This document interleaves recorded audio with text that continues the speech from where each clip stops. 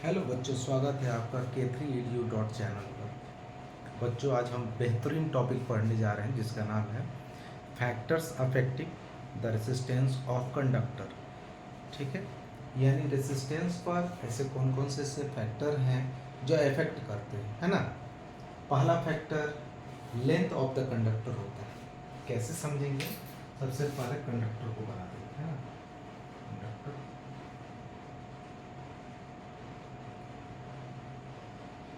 आपने कंडक्टर को बना दिया, है ना। कंडक्टर का देखिए भाई, लेंथ होता है L, ये लेंथ है, और ये होता है क्रॉस सेक्शनल एरिया A। और ये कंडक्टर किसी न किसी मटेरियल का बना होगा, तो ये मटेरियल है। और ये किसका नाम है? इसका नाम है कंडक्टर। ओके, चलिए यहाँ तक समझ गए आप इन चीज़ों को, कि जो कंडक्टर है उस वो किसी न किसी मटेरियल का बना होगा, जैसे सिल्वर का बना है, कॉपर का बना है, एल्युमिनियम का बना है, ये सब सारी चीज़ें। ठीक है, उसका एरिया ऑफ क्रॉस सेक्शन होगा। क्रॉस सेक्शनल एरिया क्या कहलाता है? ये जैसे देखिए, आइए आपके पास एक मार्कर है, इसी को आप समझिए कि ये वायर है। ठीक है, तो ये क्रॉस सेक्शनल एरिया है, इसका एक एरिया होगा। सामने से हम देखेंगे, सामने से ये देखिए, सामने से देखेंगे तो ये कैसा दिख रहा है आपको? एक सर्कुलर या स्फेरिकल शेप दिख रहा है। दिख रहा है आपको? यही क्रॉस सेक्शनल एरिया कहलाता है। मतलब इस पूरे वाले पार्ट का एक छोटा सा भाग क्रॉस सेक्शनल एरिया कहलाता है, जिसको हम लोग ए से डिनोट करते हैं, लेंथ को एल से डिनोट करते हैं। मटेरियल किस चीज़ का बना है वो लिख दिया हमने, और कंडक्टर ये।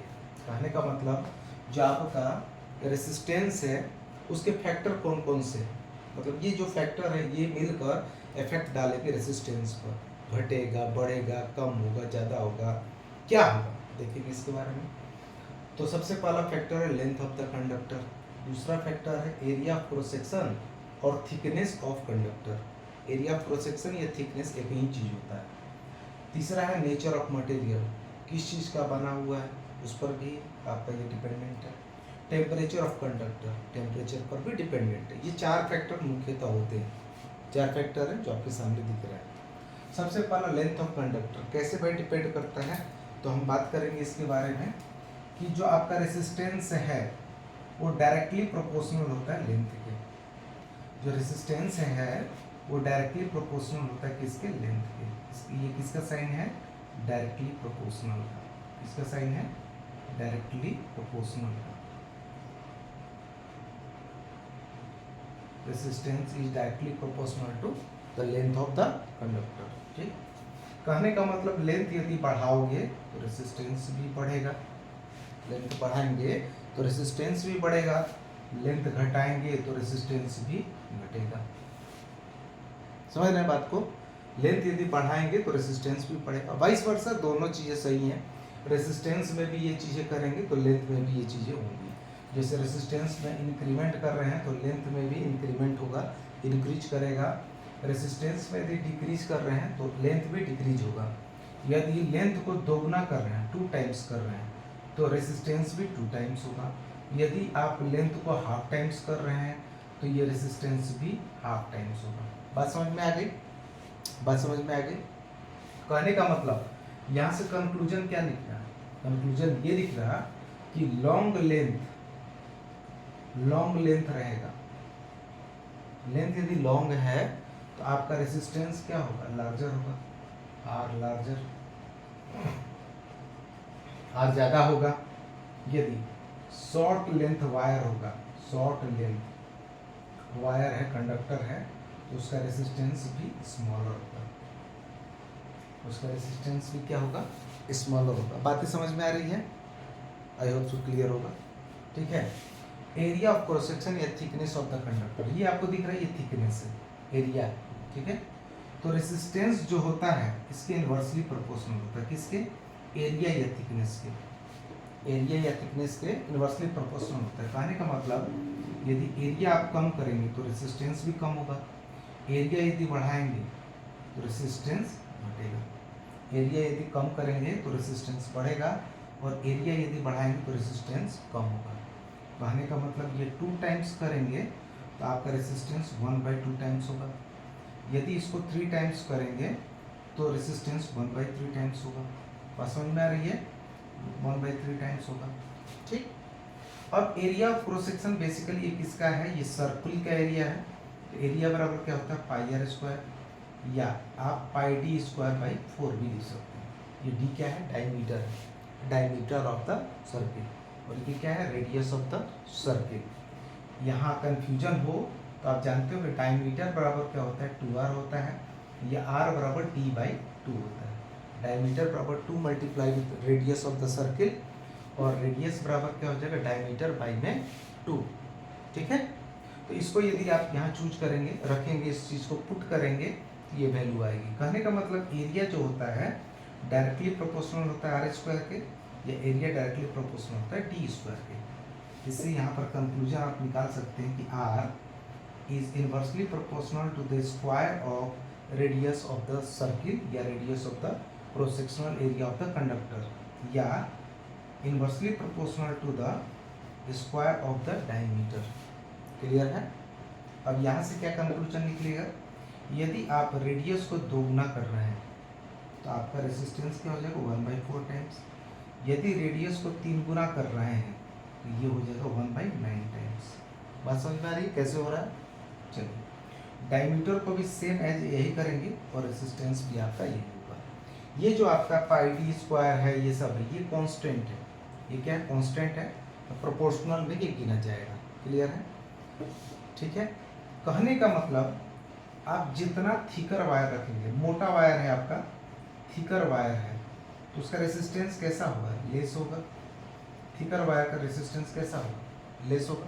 जितना वायर मोटा रखेंगे उसका एरिया बढ़ते जाएगा, एरिया बढ़ेगा, एरिया यदि बढ़ेगा तो रेसिस्टेंस क्या होगा, घटेगा। उल्टा होता है, इनवर्स प्रोपोर्शन होता है। यदि आप थिन है वायर, थिन वायर, थिकर नहीं है, थिन है वायर, इसका रेसिस्टेंस कैसा होगा, मोर रेसिस्टेंस होगा, मोर रेसिस्टेंस होगा। बात समझ में आ रही है, बात समझ में आ रही है।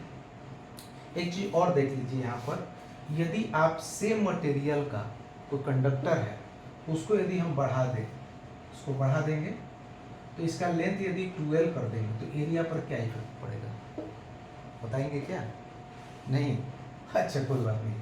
यदि 12 आपने लेंथ कर दिया तो एरिया हो जाएगा a/2।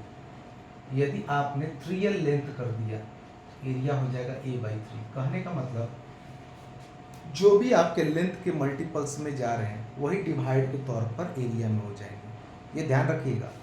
यदि आपने कर दिया लेंथ l/2 तो आपका जो एरिया हो जाएगा क्या हो जाएगा 2, क्या हो जाएगा एरिया 2 हो जाएगा। क्लियर है। ये क्या देखिए, ये जैसे है, इस चीज़ को आप खींच रहे हो तो जो एरिया है वो क्या होगा, धीरे धीरे सिकुड़ेगा। आप जिसको खींच रहे हो तो एरिया भी क्या होगा, कम जाएगा। लेंथ तो बढ़ रहा है लेकिन एरिया क्या हो रहा है, कम हो रहा है। एरिया क्या हो रहा है, कम हो रहा है। ठीक है, उसी हिसाब से लेंथ को यदि छोटा कर रहे हो तो एरिया क्या हो जाएगा, थोड़ा सा बढ़ जाएगा। जितना टाइम्स आपने उसको किया, l/2 किया तो 2a हो जाएगा। उल्टा होता है, इनवर्स प्रोपोर्शंस होता है। ठीक है, कैसे वो आगे देखेंगे। नेचर ऑफ मटेरियल, यहाँ बात करते हैं नेचर ऑफ मटेरियल। देखिए यहाँ नीचे आ जाएगा, खैर इसको मिटा भी सकते हैं हम लोग, फिर टेम्परेचर को लिख देंगे। ठीक है, यहाँ पर नेचर ऑफ मटेरियल, मटेरियल का नेचर कैसा उस पर डिपेंड करता है। यदि हम लोग सिंपल बात करते हैं कंडक्टर का, इसका रेसिस्टेंस कैसा होगा, इसका रेसिस्टेंस लेस होगा। कैसे, करंट किसमें फ्लो करता है तेजी से, जिसका रेसिस्टेंस बहुत कम हो, जो रुकावट कम पैदा करे, तो क्या होगा, कंडक्टर में करंट आसानी से फ्लो कर जाएगा। ठीक है, यदि हम बात करते हैं रेसिस्टर, इसका जो रेसिस्टेंस होगा कंपैरेटिवली कंडक्टर के हाई होगा, कंपैरेटिवली कंडक्टर के हाई होगा। और यदि इंसुलेटर की बात करें तो इंसुलेटर क्या होगा, इनफाइनाइटली मतलब बहुत ज़्यादा रेसिस्टेंस होगा, बहुत ज़्यादा। रेसिस्टर सेमी कंडक्टर की बात करेंगे, सेमी कंडक्टर जो मटेरियल होती है, एलॉय की बात करते हैं, तो वो सब भी क्या होते हैं, उनके रेसिस्टेंस हाई होते हैं, बहुत ज़्यादा होते हैं, जिसके कारण उनका इस्तेमाल हीटिंग डिवाइसेस में होता है।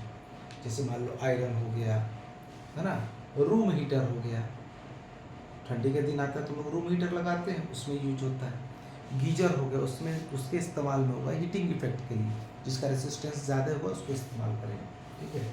फिर रड होती है जो अपने ठंडे पानी में लगाते हैं ठंडी के दिनों में गर्म करने के लिए, तो वहाँ पर भी इन चीज़ों का यूज होगा। आई होप सो ये बातें आप समझ चुके होंगे, ये बातें आपको स्पष्ट होगी, बात समझ रहे हैं आप लोग।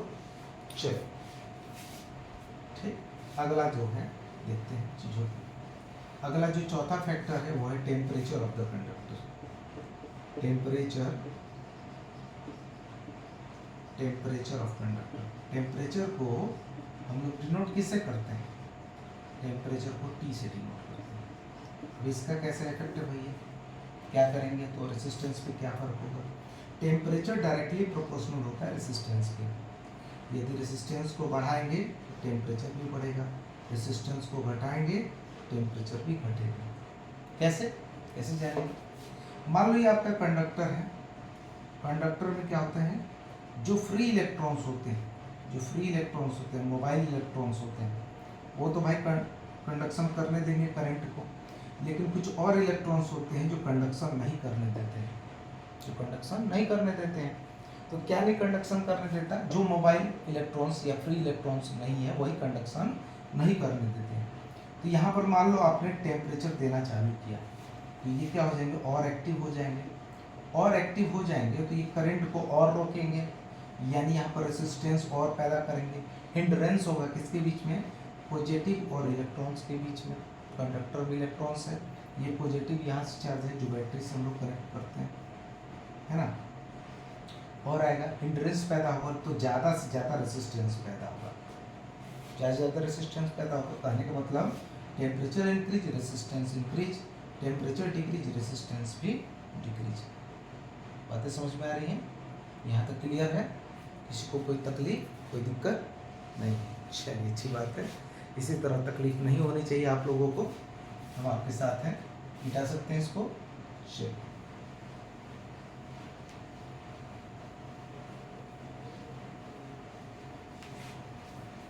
ये फैक्टर्स थे जो इफेक्ट डाल रहे थे, 4 फैक्टर थे, आपने चारों फैक्टर को भली बात ही समझा, कैसे क्या होगा, इससे रिलेटेड क्वेश्चन आते हैं बहुत सारे भाई, बहुत सारे क्वेश्चन आते हैं जो आपके बोर्ड एग्जाम के लिए बेहद ही इम्पोर्टेंट है।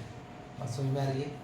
चलिए हमने क्या कंक्लूजन निकाला यहाँ से, R is directly proportional to L और R is inversely proportional to A, यानी ये इक्वेशन 1 इक्वेशन 2, इन दोनों को लेते हुए आप बोल सकते हैं R is directly proportional to L by A, यानी ये क्या है, प्रोपोर्शनल है, क्या है, प्रोपोर्शनल है,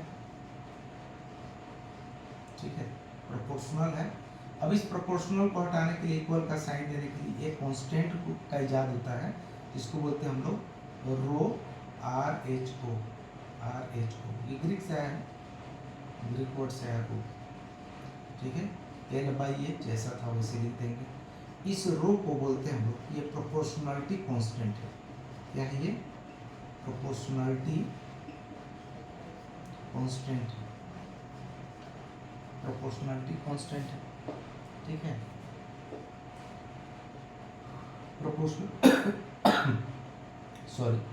प्रोपोर्शनलिटी कांस्टेंट है, ठीक है। इस प्रोपोर्शनलिटी कांस्टेंट का नाम होता है रेजिस्टिविटी, ये इसी का दूसरा जो नाम है वो है स्पेसिफिक रेजिस्टेंस। क्या नाम है इसका?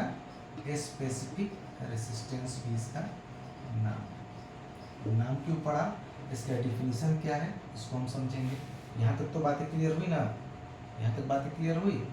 चलिए तो अब रेसिस्टिविटी का डेफिनेशन लिखेंगे। बेसिकली ये जान लीजिए कि रेसिस्टेंस का स्पेसिफिक वैल्यू, मतलब ये रेसिस्टेंस का भी प्रॉपर्टी होता है, रेसिस्टेंस का ये प्रॉपर्टी है एक तरह से, जो क्या करता है, करंट को ही अपोज करता है, लेकिन कब, यहाँ से आप निकाल सकते हैं इसको कि रो बराबर क्या हो जाएगा, मल्टीप्लाई कर लेंगे RA by L।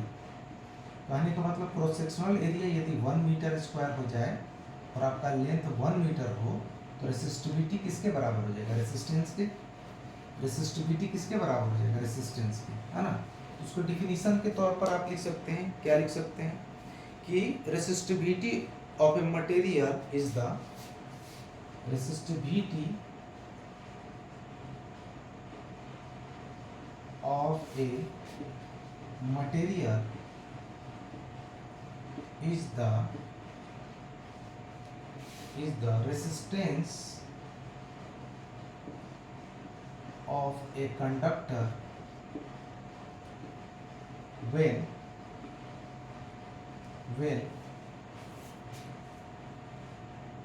unit length and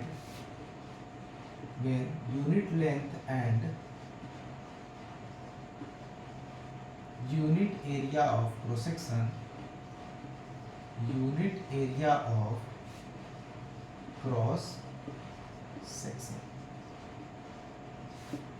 unit length and unit area of cross section. कहने का मतलब कि आपका यूनिट लेंथ है और यूनिट एरिया क्रॉस सेक्शन है तो आपका रेसिस्टिविटी रेसिस्टेंस के बराबर हो जाता है।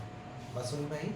रेसिस्टिविटी रेसिस्टेंस के बराबर हो जाता है। ये बातें स्पष्ट हुई ना कि रेसिस्टिविटी है जो क्या करता है और कुछ नहीं, करंट का ही अपोज करता है, करंट का ही अपोज करता है। उसके लिए जैसे कंडक्टर के लिए, सेमीकंडक्टर के लिए, इंसुलेटर के लिए स्पेसिफिक वैल्यू निकाली गई है जो एक टेबल में डेटा में एनसीईआरटी के अंदर दिया हुआ है। तो उसको यहाँ पर टेबुलेट करके हम ये बता सकते हैं कि हाँ इसकी वैल्यू इतनी है। ये जान लीजिए कि मेटल हो चाहे लॉय हो, मेटल है चाहे लॉय है जो कंडक्टर की तरह है। तो कंडक्टर है तो उसका रेंज डिसाइड है, कितना रेंज है, तो कितना रेंज है उसके लिए यूनिट भी आपको डिफाइन होनी चाहिए। यहाँ पर से यूनिट आप निकाल सकते हैं। देखिए आर का जो यूनिट है मतलब रेसिस्टिविटी का हम एसआई यूनिट निकाल रहे। एसआई यूनिट कैसे रो बराबर आर ए बाई एल है। रेसिस्टेंस का ओम होता है, इसका एरिया का क्या होता है मीटर स्क्वायर, और एल का क्या होता है मीटर, इसीलिए कट जाएगा। यानी एसआई यूनिट इसका जो रेसिस्टिविटी का है ओम मीटर। क्या है? ओम मीटर। तो जान लीजिए एलॉय और मेटल का जो स्पेसिफिक रेसिस्टेंस का जो रेंज होता है वो होता है 10 to power the -8 to 10 to power the -6 ohm metre, ये होता है। और यदि इंसुलेटर की बात करते हैं तो स्पेसिफिक रेसिस्टेंस यानी रेसिस्टिविटी का जो रेंज रहता है इंसुलेटर के लिए 10 to power 12 to 10 to power 17 ohm metre.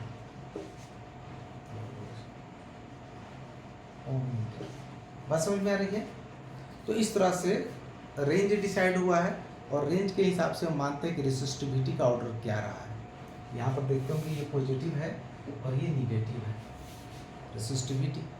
तो कंडक्टर का जो रेसिस्टिविटी होगा वो क्या होगा, कम होना चाहिए ना, ज़्यादा तो नहीं होना चाहिए, कम होना चाहिए। ये कम है कि नहीं? एलॉय और मेटल का कम है, और ये देखिए इंसुलेटर का बहुत ज़्यादा है, बहुत ज़्यादा है ना। सेमीकंडक्टर का भी थोड़ा बहुत ज़्यादा होता है। चलिए उसी के बारे में हम लोग डिटेल स्टडी करेंगे, एक कैटेगरी डिसाइड करेंगे अगले वाले वीडियो में, है ना। नहीं चलो यहाँ पर थोड़ा सा और देख लेते हैं कुछ चीज़ों को कि रेसिस्टिविटी का क्या क्या फैक्टर होता है। फैक्टर्स अफेक्टिंग रेसिस्टिविटी, रेसिस्टिविटी के क्या क्या फैक्टर है ना, रेसिस्टिविटी पर कौन कौन इफेक्ट डालता है। जो पहला जो हम पॉइंट लिखेंगे बहुत इंपॉर्टेंट है, ध्यान दीजिएगा। ये कभी भी डिपेंड नहीं करता, does not depends on length of conductor. ये कभी भी कंडक्टर के लेंथ पर डिपेंड नहीं करता है। And does not depends on area और थिकनेस ऑफ कंडक्टर। ये कभी भी कंडक्टर के लेंथ और एरिया पर डिपेंड नहीं करता है। साफ साफ बात है ना। डिपेंड किस पे करता है? डिपेंड्स ऑन इस पे डिपेंड करता है नेचर ऑफ मटेरियल, और दूसरा डिपेंडेंसी आपका है टेम्परेचर ऑफ कंडक्टर। मटेरियल जैसा होगा उसके हिसाब से रेसिस्टिविटी होगी। इंसुलेटर रहेगा तो रेसिस्टिविटी ज़्यादा होगी, कंडक्टर रहेगा तो रेसिस्टिविटी कम होगी। ठीक है। और यदि टेम्परेचर बढ़ाते हैं तो आपका रेसिस्टिविटी टेम्परेचर के हिसाब से इंक्रीज करता है। टेम्परेचर बढ़ाए रेसिस्टिविटी इंक्रीज करेगा, या रेसिस्टिविटी बढ़ाए तो टेम्परेचर भी इंक्रीज करेगा। यदि रेसिस्टिविटी को लो कर दिया तो टेम्परेचर भी लो होना चाहिए। टेम्परेचर यदि कम है तो रेसिस्टिविटी भी कम। ये बातें स्पष्ट हुई क्या? ये बातें समझ में आई सबको? बताइए, समझ में आई? चलिए, वीडियो यदि पसंद आता है तो लाइक शेयर और सब्सक्राइब करें। अगले वीडियो में हम जो रेसिस्टिविटी के ऑर्डर हैं उनको टेबुलेट करके उसको पढ़ेंगे, और उसके बाद न्यूमेरिकल बेस्ड इस पर रेसिस्टिविटी और फैक्टर्स अफेक्टिंग रेसिस्टर, इन दोनों से रिलेटेड जो न्यूमेरिकल्स होंगे वो आपके सामने हम कराएंगे। हम सबको मिलकर करना है, ठीक है? चलिए, धन्यवाद। आज के लिए वीडियो और इतना। धन्यवाद।